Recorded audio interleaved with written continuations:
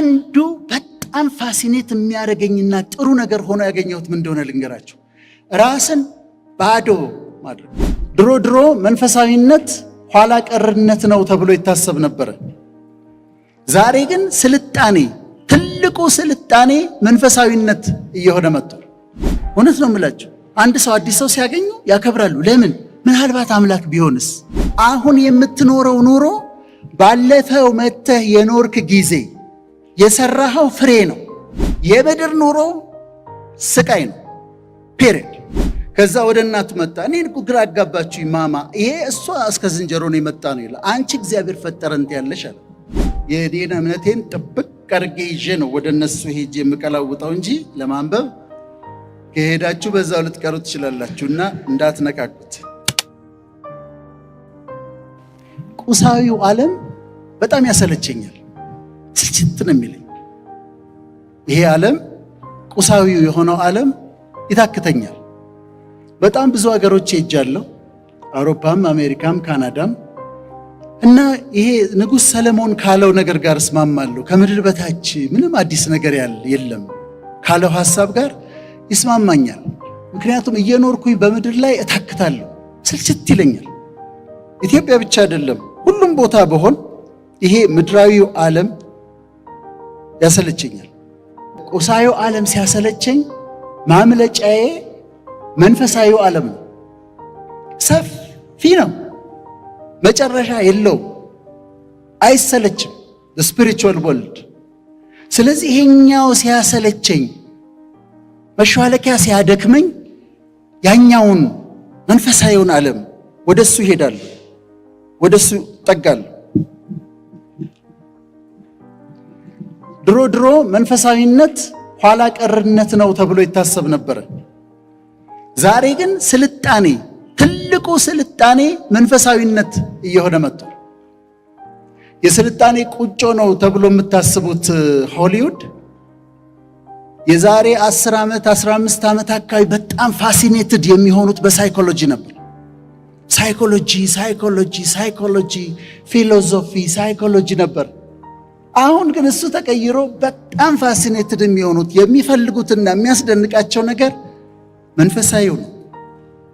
አስተማሪዎቻቸው መንፈሳዊ መምህራን እነ ዲፓክ ቾፕራ የሚባሉ መንፈሳዊ መምህራንን ነው የሚከተሉት። የሚያነቧቸው መጽሐፍቶች በዓለም ዙሪያ ከፍተኛ ተቀባይነትን የሚያገኙት መንፈሳዊ ነክ የሆኑት ናቸው። the power of now, the new earth, the secret, spiritual touch ያላቸው ናቸው የሚነበቡት በዓለም ዙሪያ መንፈሳዊ የሆኑ ናቸው። መንፈሳዊውን ዓለም ስለምወደው ታዲያ መንፈሳዊነትን የሚያስተምሩ ሃይማኖቶችን ማጥናት እወዳለሁ። ሃይማኖቶችን ማጥናት ደስ ይለኛል። አንድም ትምህርቴም ስለሆነ ፕሮፌሽኔ ስለሆነ አንዱ ፕሮፌሽኔ ስለሆነ አጠናለሁ። እኔ መሰረቴ ሕክምና ነው፣ ዶክተርናዬ ሕክምና ነው። እዚህ ጥቁር አንበሳ ነው የተማርኩት። ከዛ በኋላ ከወጣው በኋላ ግን በሕክምናው ብቻ ጥያቄዎችን መመለስ እንደማልችል ሲገባኝ ወደ ሳይኮሎጂ ሄድኩኝ 6 ኪሎ። ከዛ እሱም እንደማይበቃ ሲገባኝ ታጠፍኩና ወደ ቴዎሎጂ ደግሞ ሄድኩኝ፣ ወደ ስነ መለኮት። ሕክምናው ደግሞ የግድ አንድ ስቴፕ ማለፍ ስላለበት አንድ ስቴፕ ደግሞ በትሮፒካል ሜዲሲን ሄድኩኝ እና አንዱ ፊልዴም ነው ማለት ነው። አንዳንድ መድረክ ላይ የግድ ሆኖ ራሴን ሳስተዋውቅ ስለ ትምህርት አወራለሁ። ይሄን ተምሬ እላለሁ። ከዛ በኮንሰልተንሲ እሰራለሁ፣ ፐብሊክ ሄልዝ ስፔሻሊስት ነኝ ምናምን ስል አንድ ማስጠንቀቂያ ያለችኝ ሁል ጊዜ ለእናንተም ትጠቅማችሁ ይሆናል። እሷ ስትመጣ ስለ ራሴ ማውራት አቆማለሁ። ምን መሰላችሁ ማስጠንቀቂያዋ? ኮሎኔል መንግስቱ ኃይለማርያም አንድ ጊዜ አማኑኤል ሆስፒታል ሄደዋል እና ሄዱና ራሳቸውን ማስተዋወቅ ጀመሩ። እኔ ኮሎኔል መንግስቱ ኃይለማርያም እባላለሁ፣ የኢትዮጵያ ፌዴራላዊ ዲሞክራቲክ ሪፐብሊክ ፕሬዝደንት ነኝ፣ የኢትዮጵያ ሰራተኞች ፓርቲ ሊቀመንበር ነኝ፣ የጦር ኃይሎች ጠቅላይ አዛዥ ነኝ ብለው ሊቀጥሉ ሲሉ ከመሃል አንዱ ህመምተኛ እጁን አነሳ። እሳቸውም ማቋረጥ በፍጹም አይቻልም ታውቃላችሁ። ግን አንዱ እጁን ሲያነሳ በጣም ገርሟቸው እሺ ምንድነው አሉት። ከዛ ምን አላቸው እሱ? ጋሽ ተው፣ እኛም ሲጀምረን እንዲህ ነበር የምንለው።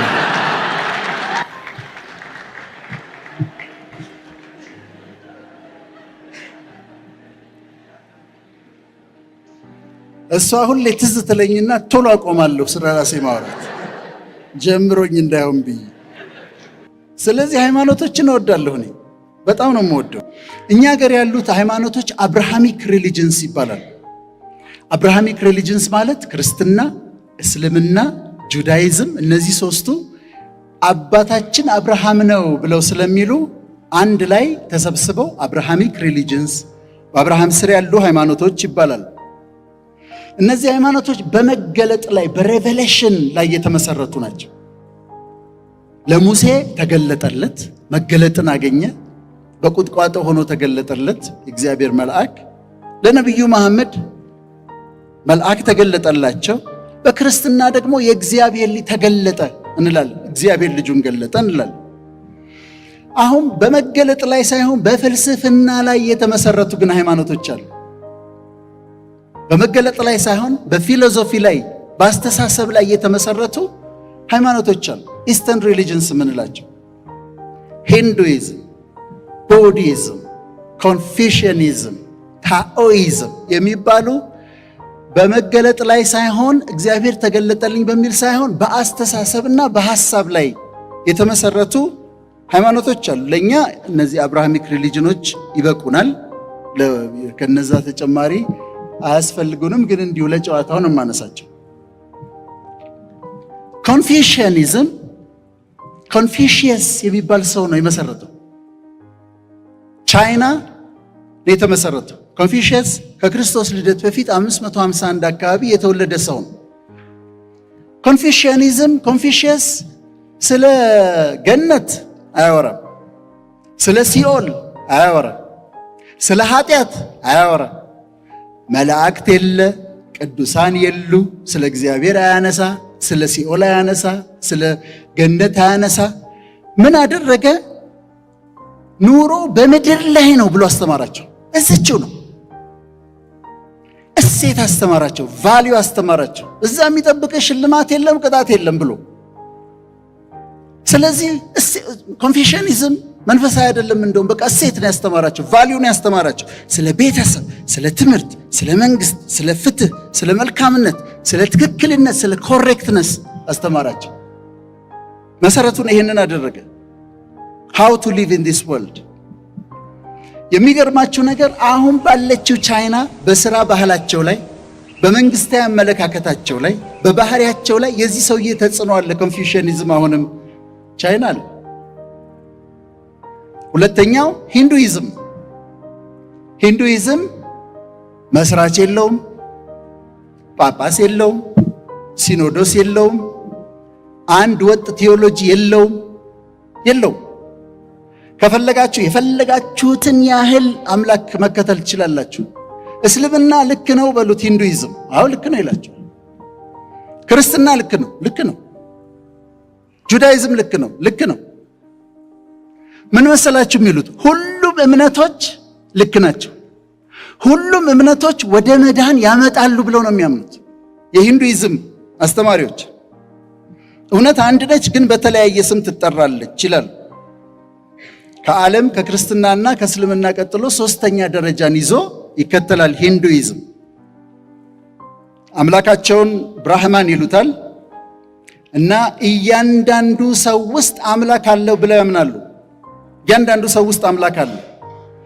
እያንዳንዱ ሰው ውስጥ አምላክ ስላለ ሰላም ሲባባሉ ናመስቴ የሚሉት እንደዚህ ብለው እጅ የሚነሱት በእኔ ውስጥ ያለው አምላክ በአንተ ውስጥ ላለው ያንተ ውስጥ ያለውን አምላክ ያከብራል ማለታቸው። ወይም እኔ አንተን እጅ ነሳለሁ፣ እኔ ውስጥ ያለው አምላክ በአንተ ውስጥ ያለውን አምላክ ያከብራል ማለታቸው። ናመስቴ ማለት እሱ ነው። እንደች የሚሏት እሷን ነው። እና ዌይ ኦፍ ላይፍ ዳርማ ነው የሚሉት። አንድ ጊዜ ዶክተር ሳ የሚባል አስተማሪ ነበረኝ ሳይኮሎጂ አዲስ አበባ ዩኒቨርሲቲ። እና ቤታችን ብትመጣ አለኝ ቤተሰቦቼ በጣም በአክብሮት ነው የሚያስተናግደው አለኝ። ለምን አልኩት? አምላክ ቢሆንስ ብሎ ነው የሚያስቡታል። እውነት ነው የምላቸው። አንድ ሰው አዲስ ሰው ሲያገኙ ያከብራሉ። ለምን? ምናልባት አምላክ ቢሆንስ ብለው ነው። ሂንዱይዝም በሪኢንካርኔሽን ያምናል። ነፍስ አትጠፋም።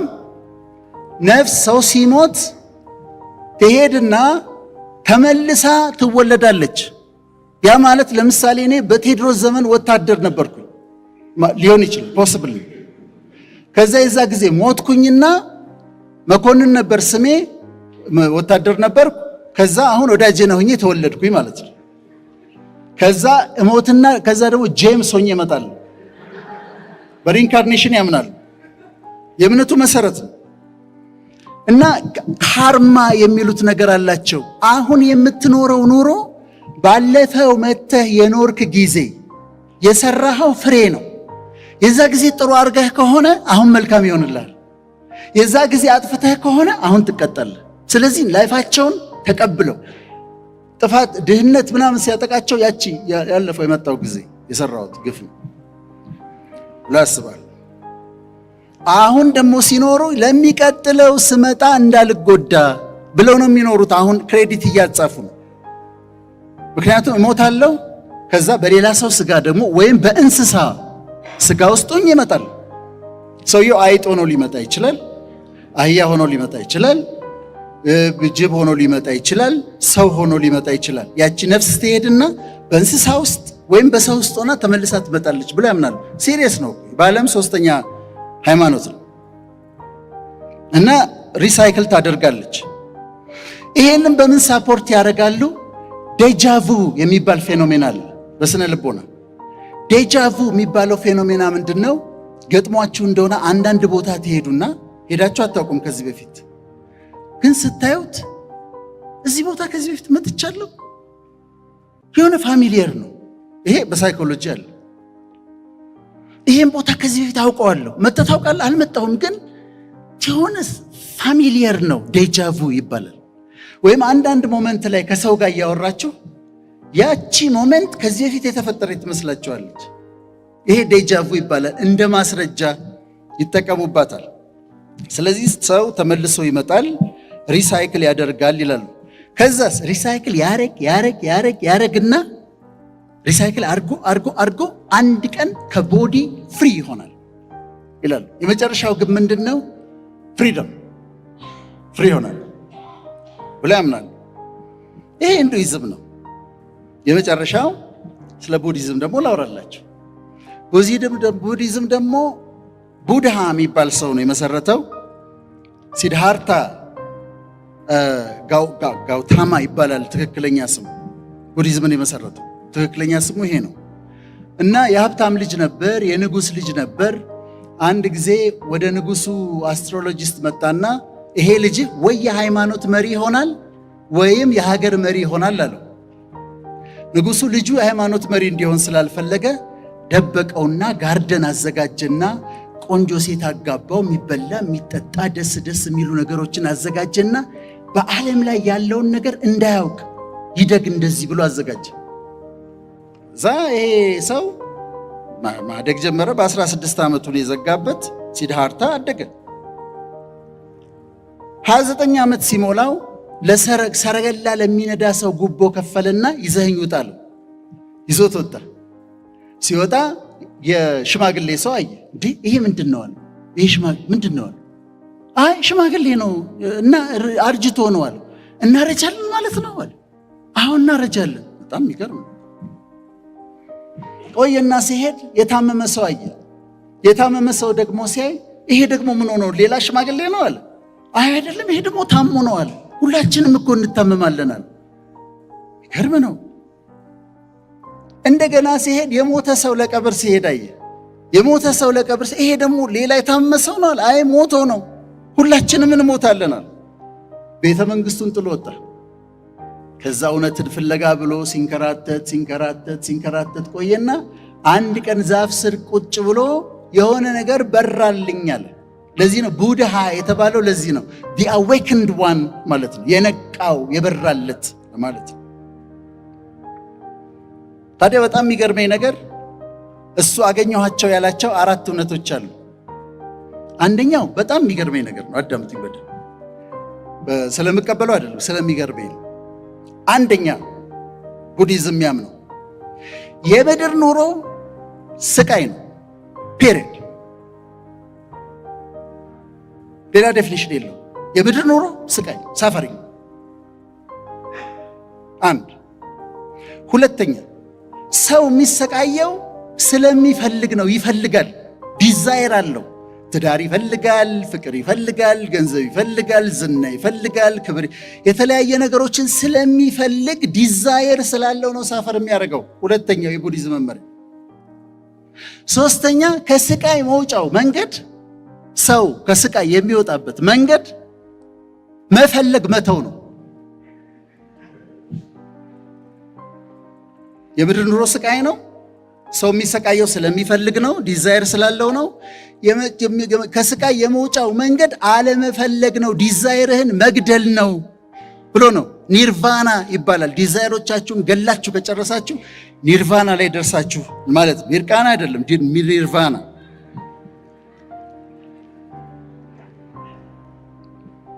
ከዛ አራተኛው መውጫ መንገዶች አሉ ብሎ የሚያሳያቸው 8 መንገዶች አሉ። ቡዲዝም ያስተምረው ይሄንን ነው። አሁን ግን ተመልከቱ፣ ሂንዱይዝም ጥማቱ ምንድን ነው? ኖሮ ኖሮ ኖሮ ፐርፌክት ሆኖ ፍሪ መሆን፣ ከዚህ ያለ መውጣት። ቡዲዝም የሚፈልገው ምንድን ነው? ናቲንግነስ፣ ምንምነት። የመጨረሻው የቡዲዝም ግብ ምንም መሆን ነው፣ ናቲንግ መሆን ነው። ፊሎሶፊ ይገርማል ማለት ባንቀበለው፣ ሱንያታ ይባላል።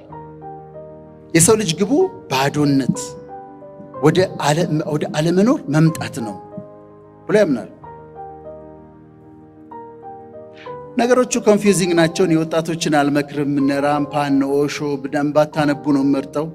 ክርስቲያን ከሆናችሁ መጽሐፍ ቅዱሳችሁን፣ ሙስሊም ከሆናችሁ ቁራናችሁን አጥብቃችሁ እንድትይዙና እንዲህ አካባቢዎች እኛ እንደው መሰረቱን ስለያዝን የኔን እምነቴን ጥብቅ አድርጌ ይዤ ነው ወደ እነሱ ሄጄ የምቀላውጠው እንጂ ለማንበብ ከሄዳችሁ በዛው ልትቀሩ ትችላላችሁና እንዳትነካኩት። እና የዛ እምነት ይኖራሉ። ግን እነዚህን ስለምቀበላቸው አይደል። የነሱ መብት ደግሞ የተጠበቀ ነው። የሁሉም ሰው መብት የተጠበቀ ነው። መቼም አንድ ሕፃን ልጅ በአባቱና በእናቱ መካከል ችግር ገጠመው። እግዚአብሔር ባለመኖርም ማመን ይቻላል ለማለት ነው። እና አባትየው በእግዚአብሔር መኖር አያምንም። ሰው የተገኘው በሂደት ከዝንጀሮ መሰል እንስሳ ነው ይለዋል ለልጁ። እናቱ ጋር ደግሞ ሲሄድ እናትየው ደግሞ እኛ የእግዚአብሔር እጅ ስራ ነን፣ እግዚአብሔር ነው የፈጠረን ትለዋለች። አባቱ ጋር ይሄዳል፣ በሂደት ከዝንጀሮ ነው የመጣ ነው ይለዋል። እናቱ ጋር ይሄዳል፣ የእግዚአብሔር እጅ ስራ ነን ትለዋለች። አንድ ቀን ባልና ሚስት ተጣልተዋል፣ በጣም የከረረ ጠብ ተጣልተዋል። እና ልጁ አሁንም ሄደና አባቱን ጠየቀ። ከዝንጀሮ መሰል እንስሳ ነው የመጣ ነው። ከዛ ወደ እናቱ መጣ። እኔን እኮ ግራ አጋባችሁኝ ማማ፣ ይሄ እሷ እስከ ዝንጀሮ ነው የመጣ ነው ይላል። አንቺ እግዚአብሔር ፈጠረን ያለሽ አለ። እሷ በጣም ተናዳ ስለነበር እኔ ነገርኩ የኔን፣ እሱ የሚነግር የራሱን ሂድና ጠይቀዋለች። በክርስትናም ግን ኬኖሲስ የሚባል ሐሳብ አለ። ኬኖሲስ ማለት መሰላችሁ? ራስን ባዶ ማድረግ፣ ባዶ ማድረግ፣ ራስን ዝቅ ማድረግ። ስለ ክርስቶስ ሲናገር በሰው ምሳሌ ሆኖ ራሱን አዋረደ ይላል። ራሱን አዋረደ። በሰው ምሳሌ ሆኖ ራሱን ባዶ አደረገ። በምስሉ እንደ ሰው ተገኝቶ ራሱን አዋረደ ይላል። አዋረደ። አንዱ በጣም ፋሲኔት የሚያደርገኝና ጥሩ ነገር ሆኖ ያገኘሁት ምን እንደሆነ ልንገራችሁ።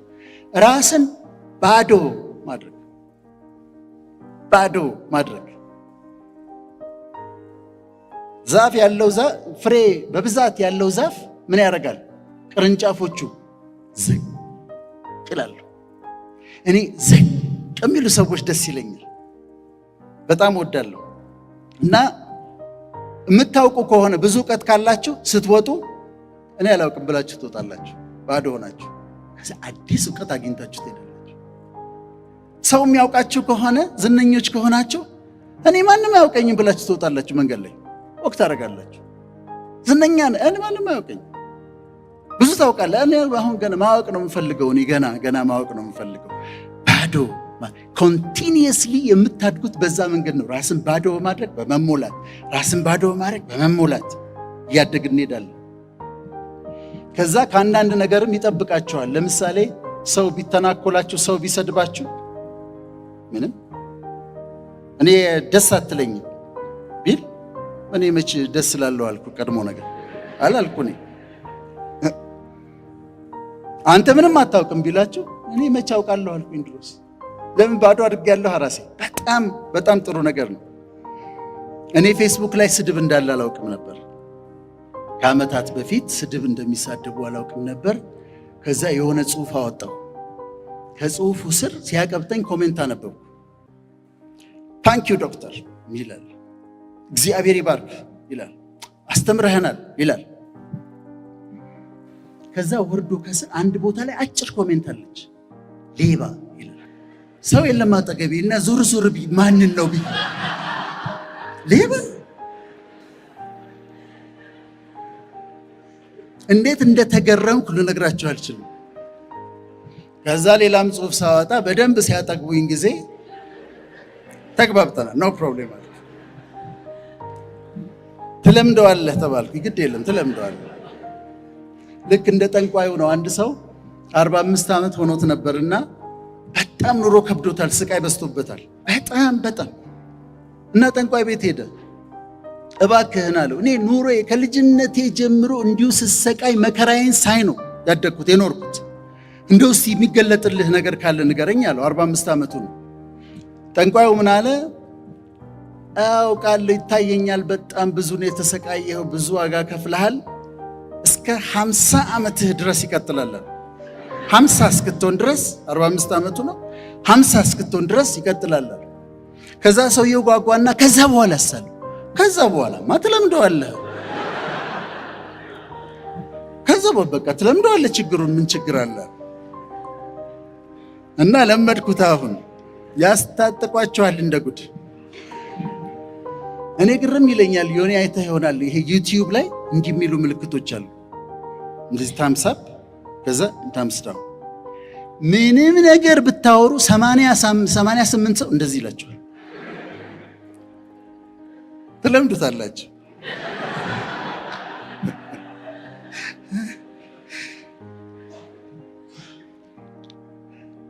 ራስን ባዶ ማድረግ ራስን ወደ መካድ ያመጣል። አሁን ዋጋችን ስንት ነው ሲባል ሁላችንም እንደ ሰው ዋጋችን እኩል ነው።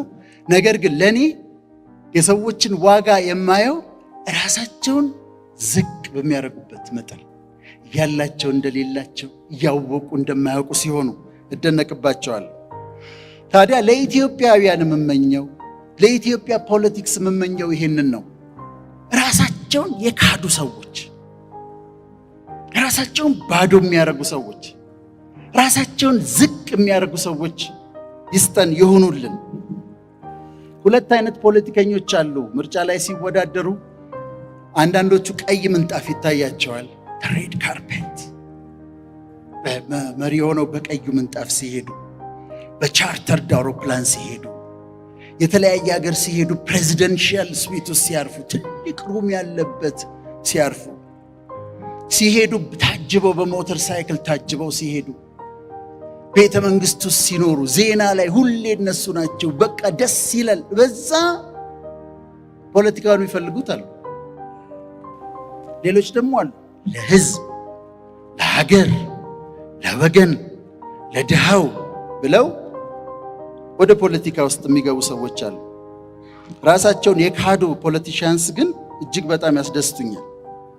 ፖለቲካ ጣፋጭ ሊሆን ይችላል፣ መራራ ሊሆን ይችላል፣ ወይም ደግሞ ቢተር ስዊት ሊሆን ይችላል። ጨርሻለሁ። ከሶስቱ ጣፋጭ፣ በጣም ዲሞክራቲክ የሆነ ሀገር ከሆነ ፖለቲካ ትንሽ ጣፋጭ ሊሆን ይችላል። አምባገነን ያለበት ከሆነ መራራ ይሆናል። መካከለኛ ከሆነ ደግሞ ቢተር ስዊት ይሆናል። የመራራ ፖለቲካ ይሆናል። የመራራ ፖለቲካ። ስለዚህ ይህንን ያደርግልን። እንዲህ አይነት መሪዎች ይብዙልን። ማቹር ያደረጉ፣ ለራሳቸው የማይኖሩ፣ ለትውልድ፣ ለሀገር፣ ለወገን፣ ለህዝብ የሚያስቡ ፍሬ የከበዳቸው ራሳቸውን ዝቅ የሚያደርጉ ሰዎች ይሁኑልን። እኔ ሁሉንም እወዳቸዋለሁ ያለ ኤክሰፕሽን። ኃላፊነት የሚሰማቸው የግድ እኔ መሪ መሆን አለብኝ የማይሉ ለሰላም ዋጋ የሚሰጡ ይሁኑልን።